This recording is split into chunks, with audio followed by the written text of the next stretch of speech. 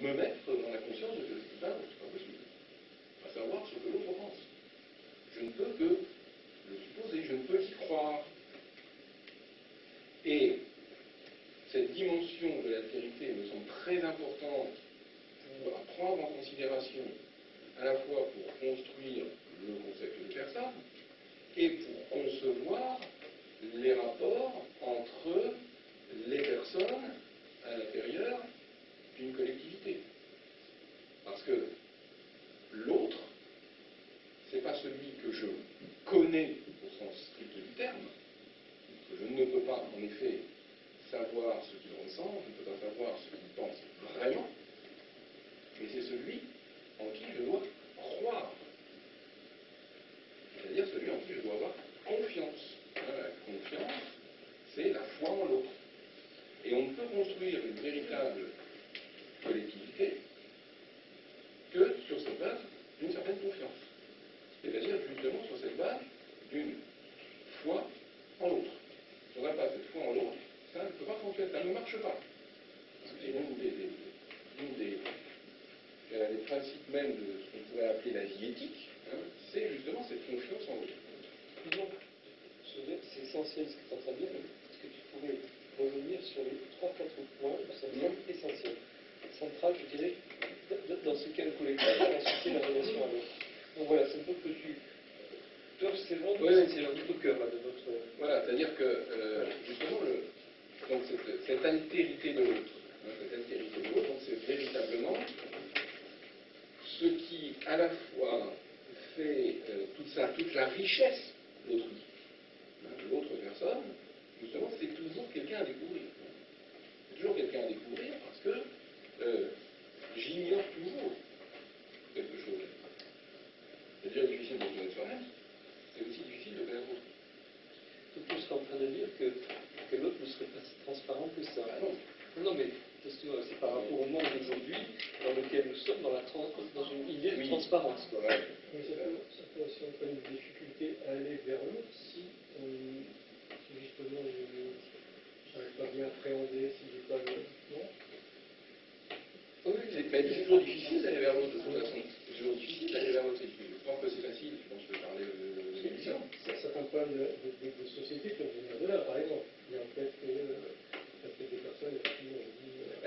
Après, ce qu'il faut, c'est accepter l'altérité. Voilà, c'est-à-dire que justement, la plupart des problèmes de notre société aujourd'hui, c'est qu'on a énormément de mal à accepter l'altérité. C'est-à-dire que on est, alors c'est d'ailleurs quelque chose d'assez étrange, et je parlais de Tocqueville tout à l'heure, il l'avait pressenti, c'est qu'on est aujourd'hui dans une société finalement qui est à la fois très individualiste, dans une mesure, puisque les sujets se perçoivent comme des individus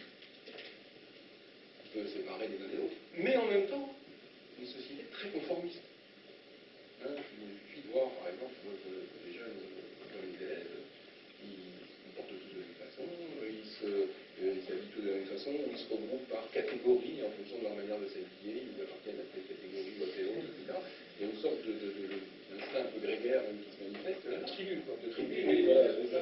Donc on est à la fois dans l'individualisme forcené, mais en même temps, comme cet individualisme finalement, il n'est peut-être pas vraiment dans notre nature, et que on se réfugie dans un conformisme tout aussi forcené que cet individualisme, qui est peut-être la preuve d'ailleurs, et qui ne tolère pas, alors très conformiste à l'intérieur du groupe, alors, voilà, très, et alors, toujours quelquefois d'ailleurs assez paradoxal, c'est-à-dire qu'on va essayer par exemple d'avoir une attitude de très rebelle, etc., donc d'avoir une vestimentaire complètement délirante, bien, et dire on ne nous accepte pas parce qu'on est différent, alors on ne va pas supporter la différence des autres. En même temps, il y a ce paradoxe-là.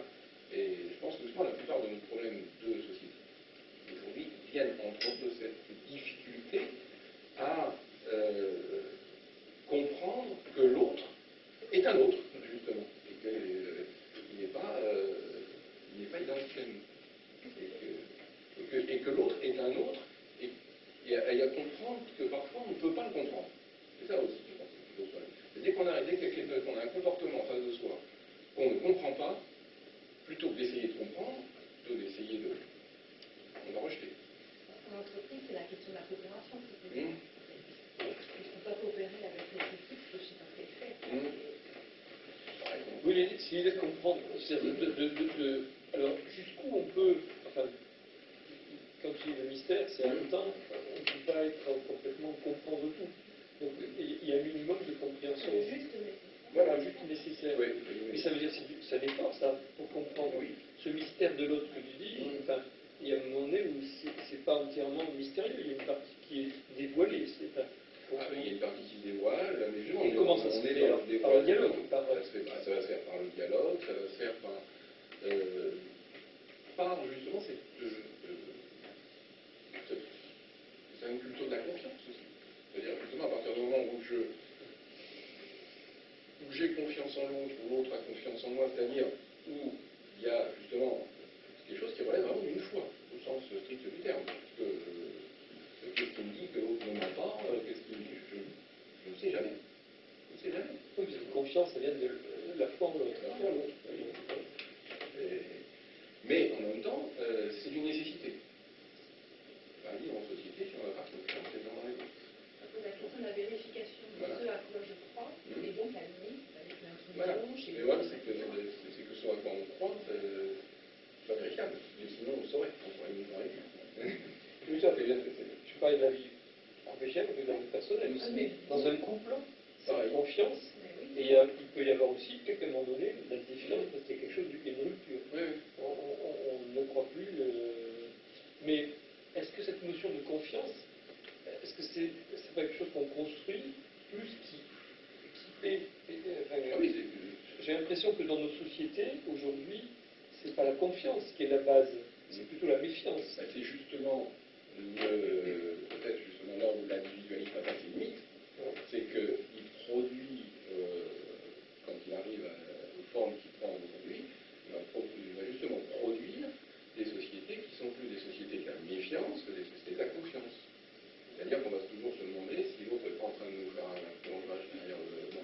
Si justement, est-ce que ma stratégie est bonne parce que qu'est-ce que dit quelle est la sienne, etc. On va passer son temps justement à essayer de deviner quels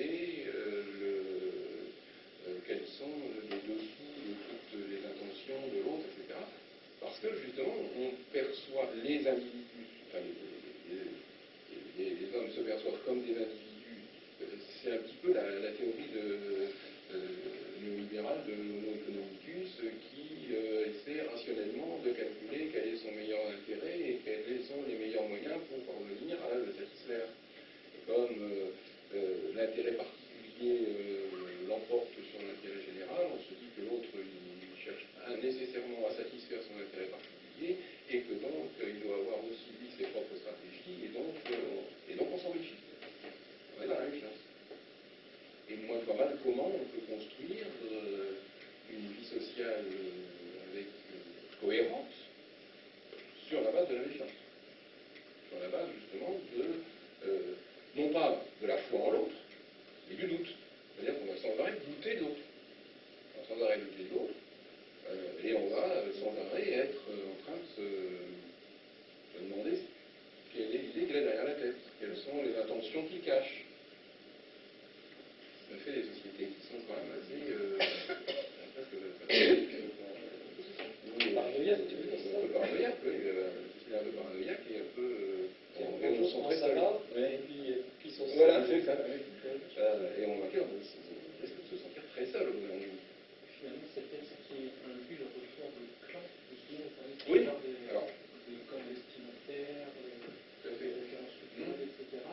C'est certainement cette part de l'autre, on veut se rassurer justement en allant vers quelqu'un qui nous ressemble. Voilà. Donc avec ce conformisme, alors là, qui cherche à produire un autre qui soit mon identité. Parce que là, je me sens en sécurité dans ce petit univers, mais qui est aussi une illusion. Parce que l'autre n'est pas mon identique. Et toute la richesse de l'existence humaine fait que justement, l'autre n'est pas mon identique. C'est le pseudo-conformisme. Voilà, c'est tout à fait ça. Tout à fait ça. Et alors,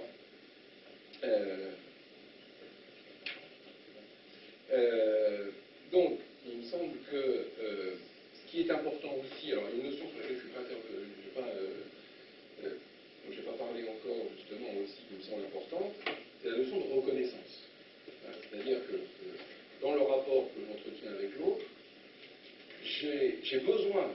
justement d'un rapport à l'autre, parce que chacun d'entre nous a besoin d'être reconnu. Ça aussi, c'est une notion fondamentale dans les relations humaines, c'est la question de la reconnaissance. Qu'est-ce que ça veut dire être reconnu? Ça veut dire que j'ai besoin, chacun d'entre nous a besoin, quand je dis jeu, c'est un jeu numérique, c'est un jeu universel, j'ai besoin d'avoir des preuves objectives de mon existence. J'ai besoin d'avoir des preuves objectives de mon existence, ça veut dire quoi? Ça veut dire que j'ai conscience de moi, j'ai conscience d'exister. Et ça, c'est un sentiment intérieur, on est dans la pure subjectivité. Hein, c'est en moi, c'est à l'intérieur, je sais que j'existe. Et si je suis tout seul, au bout d'un certain temps, j'ai l'impression que c'est fragile. J'ai l'impression que ça ne s'appuie pas sur un socle suffisamment stable. J'ai besoin que, à l'extérieur de moi, quelque chose qui ne dépend pas de moi, qui n'existe pas grâce à moi, me renvoie une preuve que ce que je ressens est bien certain, est bien vrai. Une preuve objective de mon existence. C'est, par exemple, ce qui est fondamental, c'est ce qui détermine, par exemple, les relations de politesse. Pourquoi est-ce qu'on se dit bonjour? Pourquoi est-ce qu'on parle de la pluie, du beau temps quand on arrive au travail le matin avec les collègues alors qu'on a intérêt de parler de pluie, du beau temps? C'est pas la vérité. On parle de rien. Non. Mais c'est simplement parce que le fait d'adresser la parole à l'autre, c'est de lui dire, tu existes, et ton existence ne m'est pas indifférente, ton existence, pour moi, a de la valeur. Rien de plus désagréable que d'arriver dans une salle quand on a personne nous dit bonjour. On a l'impression qu'on est transparent. Non, on a l'impression qu'on est transparent. C'est très déplaisant. Donc, on a l'impression qu'on n'existe pas, justement. Bon. Et là, au contraire, quand vous arrivez dans une pièce et que vous voyez votre collègue qui vous dit salut, ça va, qu'est-ce que ça fait, le temps qu'il fait, on va parler de tout et n'importe quoi. Peu importe. C'est pas ce dont on parle, c'est qu'on se parle. Et on se parle, on fait du lien, et on se reconnaît. On se reconnaît parce que justement, on dit à l'autre, ben, voilà, t'es rentré, et ben, c'est pas comme si t'étais invisible ou t'étais transparent et que tu considères comme une chaise. C'est un peu ça l'important de la reconnaissance. Et puis, il y a la reconnaissance. Dans le travail, il y a aussi la reconnaissance par le travail. Le travail, justement, c'est aussi un moyen de se reconnaître soi-même dans ce qu'on produit et d'être reconnu par les autres dans ce qu'on a fait. Quand on réalise quelque chose, hein, le bricoleur hein, qui a fabriqué un truc, même si c'est pas terrible, qu'est-ce qu'il fait? Il regarde et puis il se reconnaît dans ce qu'il a fait. Pourquoi? Parce qu'il l'a d'abord pensé. C'est-à-dire que là, on a une objectivation. Hein. Le mot objet, étymologiquement, ça veut dire ce qui est jeté devant un sujet, devant conscience. Je fabrique un truc, même s'il est un peu mal foutu, je suis quand même content de ce que j'ai fait, je le regarde, parce que tout simplement, c'est moi qui l'ai pensé, c'est une idée que j'avais, cette idée qui était toute intérieure, elle est devenue quelque chose, un objet extérieur. Et elle n'existerait pas si je n'existais pas. Elle est bien la preuve de mon existence. Et après, qu'est-ce que je fais? Je le montre aux autres. Mais même si c'est pas terrible. Bon. Alors, mais des qui sont gentils, là, c'est pas pour me tromper, c'est plus bienveillance. Et parce que justement, là, je reçois à nouveau des signes de reconnaissance ultra. Et ça, c'est fondamental aussi. Et justement, l'une des carences de l'individualisme, eh ben, c'est justement que finalement, dans l'individualisme, où est la reconnaissance de l'autre? Où est, et par conséquent, la reconnaissance de soi? C'est-à-dire que, précisément, il y a ce défaut. La conception individualiste de l'homme et de la société, elle présente justement un défaut de reconnaissance. Puisque chacun va se replier sur lui-même, et au lieu, au contraire, de s'ouvrir vers l'extérieur. Et je pense que, par exemple, les relations pendant le travail, pas forcément. Déjà, je pense que c'est efficace. Ça n'entraîne pas les relations de travail qui vont être très, très efficaces. effectivement, c'est pas très vivable non plus, quoi. Donc ça permet de dire, on ne pense pas qu'on soit gagnant en affaires. Voilà. Parce que justement, à quoi ça sert que je travaille bien, puisque finalement, je ne recevrai peut-être pas la reconnaissance que j'en espère de ce travail. Donc là, à nouveau, nécessité, je pense, de dépasser justement l'individualisme et alors d'être reconnu en tant que personne, justement, dans sa singularité, c'est-à-dire justement en tant que un être qui est semblable aux autres, mais qui a en même temps son originalité. Le singulier, on va dire, le singulier, c'est la synthèse de l'universel et du particulier. C'est-à-dire que, on pourrait dire finalement que l'universel, c'est l'homme dans sa généralité. Nous participons tous de l'humanité. Il y a de l'humanité en chacun de nous. Ça, c'est l'universalité. Le particulier, c'est l'individu, ce qui fait que nous sommes tous vraiment distincts les uns des autres. Et la singularité, c'est la rencontre des deux. C'est ce qui fait la personne.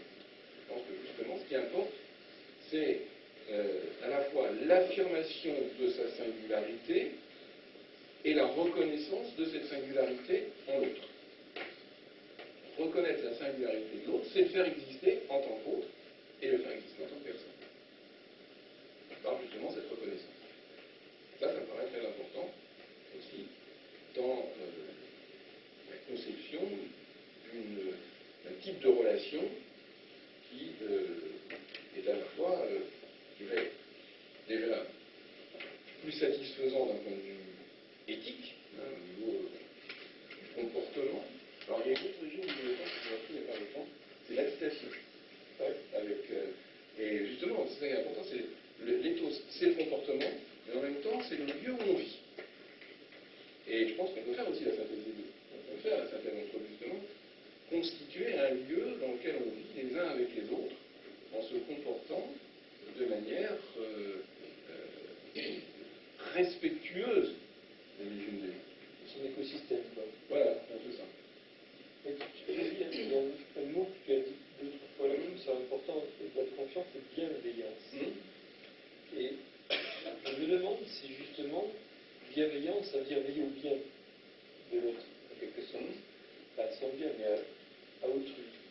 Et que par rapport à malveillance, bien évidemment, mais aussi en creux, c'est par rapport à l'autre. Parce que pour être dans la bienveillance, il faut que l'autre soit là, et que s'il n'y a pas cette dimension-là, il n'y a pas de bienveillance. Si je suis indifférent, ou au contraire, ou pire, non pas. Donc la notion de bienveillance me semble quelque chose d'essentiel aussi dans la notion de personne. Oui, je pense qu'elle complète, elle rejoint et elle complète la notion de confiance. Voilà. Oui, tout à fait. Alors après, ce qu'il faut faire intervenir aussi, parce que ça c'était les derniers points que je voulais développer, comme je le temps c'est justement, alors d'une part, reconnaître l'autre, c'est reconnaître sa singularité. C'est également, alors un point sur lequel aussi ça me paraît vraiment important, c'est prendre en considération sa vulnérabilité. Ça, c'est une notion qui se développe pas mal actuellement. Entre autres, peut-être on veut parler, c'est une courant de pensée qui est un peu à la mode, mais qui est quand même intéressante. C'est pas toujours le cas de ce qu'on pense à c'est ce qu'on appelle l'éthique du care. En anglais, le mot care, ça veut dire plein de choses. C'est pour ça d'ailleurs qu'on ne traduit pas en français, parce qu'on n'a pas trouvé de traduction satisfaisante. On pourrait traduire par la notion de soin, puisqu'on dit ça en anglais de cure, care. Cure, c'est traiter pour guérir. Care, c'est prendre soin.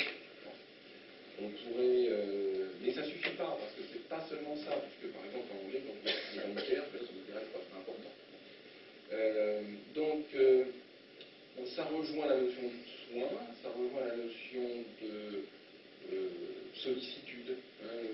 Ce qui traduirait peut-être mieux, c'est justement l'idée du souci de l'autre. Le souci de l'autre, et de l'autre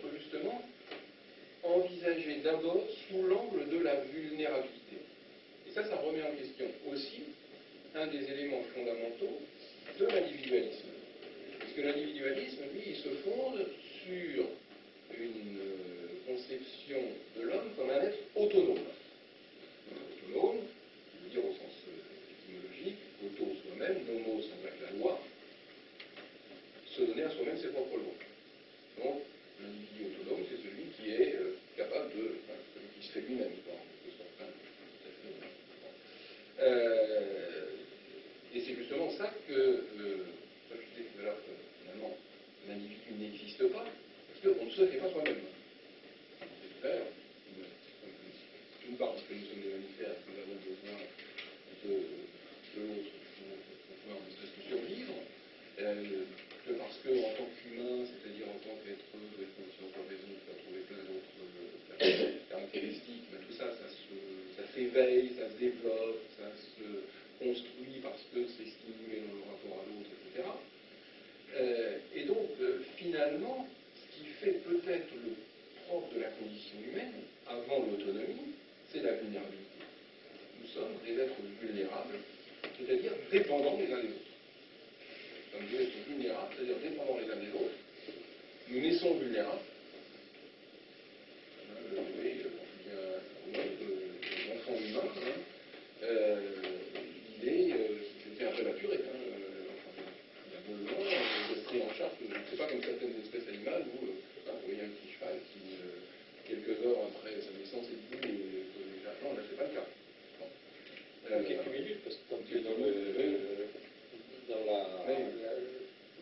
sel, la savane, oui, voilà. C'est la terrasse des péchés. Voilà. Donc, comme genre, ça serait plus pour vous. Et donc, déjà, nous naissons vulnérables, nous mourrons vulnérables, et peut-être même de plus en plus vulnérables paradoxalement, du fait des progrès de la technique. Et nous vivons en nous donnant l'illusion qu'on est autonome. On est vulnérable. On est vulnérable, c'est-à-dire qu'on est tous dépendants les uns des autres, mais on n'a pas forcément tous conscience de notre vulnérabilité. Pour illustrer ça, je prendrai un exemple qui est pris, alors, pas moi qui l'ai trouvé, c'est un auteur qui est dans mon bibliographie que je verrai ensuite, une philosophe américaine qui s'appelle Joan Tronto, qui a écrit un ouvrage qui a été traduit en français sous le titre Un monde vulnérable. Et elle prend un exemple qui a fait mon avis assez éclairant. Elle dit le cadre dans une entreprise, il se sent investi de puissance, etc., qui a l'impression d'être quelqu'un d'autonome, qui dirige sa vie, sait le faire, ça va bien, etc. Il n'a pas conscience qu'il dépend de la femme de ménage qui nettoie son bureau toutes les nuits, tous les soirs, quand il s'en va. Et le jour où la femme de ménage est malade et où elle n'est pas venue la nuit et qu'il retrouve son bureau dans l'état dans lequel il avait laissé le lendemain, la poubelle pleine, etc., et bien là, il prend toute conscience déjà d'une certaine forme de vulnérabilité. Parce que justement, il a forcément envie de la vie tout seul. Donc, c'est ça la vulnérabilité, c'est qu'on est tous dépendants les uns des autres, quelle que soit notre position dans la société, quelle que soit notre position hiérarchique, quelle que soit notre position sociale. Et concevoir justement l'homme en tant que personne, c'est aussi, me semble-t-il, le concevoir en tant que être vulnérable, justement. C'est-à-dire, justement, pas simplement en tant que ne reconnaître que l'autonomie, etc. Hein, je veux dire qu'on reconnaît d'autant plus l'autre qui est autonome, qui donne l'illusion d'être autonome, etc. Et qu'on est d'autant plus celui qui nous donne l'impression d'être dépendant et vulnérable. Mais c'est au contraire de considérer que même celui qui semble autonome est aussi vulnérable. Et cet élément essentiel de la condition humaine, c'est peut-être une manière à la fois de se remettre soi-même à sa propre place et en même temps de respecter l'autre. C'est-à-dire, le respect, c'est aussi une notion assez importante ici, c'est-à-dire de reconnaître la valeur morale de l'autre. Le respect, le sens de la notion de respect, c'est ça. Qu'est-ce que c'est que le respect? C'est un sentiment. Le respect, c'est d'abord un sentiment. Mais c'est un sentiment très, très singulier. C'est un sentiment très singulier parce que, ça c'est Kant qui le souligne à juste titre, c'est un sentiment dans lequel je ne fais rentrer rien d'affectif. Curieusement. Effectivement, on va rentrer ça du côté des affects. Mais là, non. Le respect, c'est le sentiment que m'inspire la valeur morale de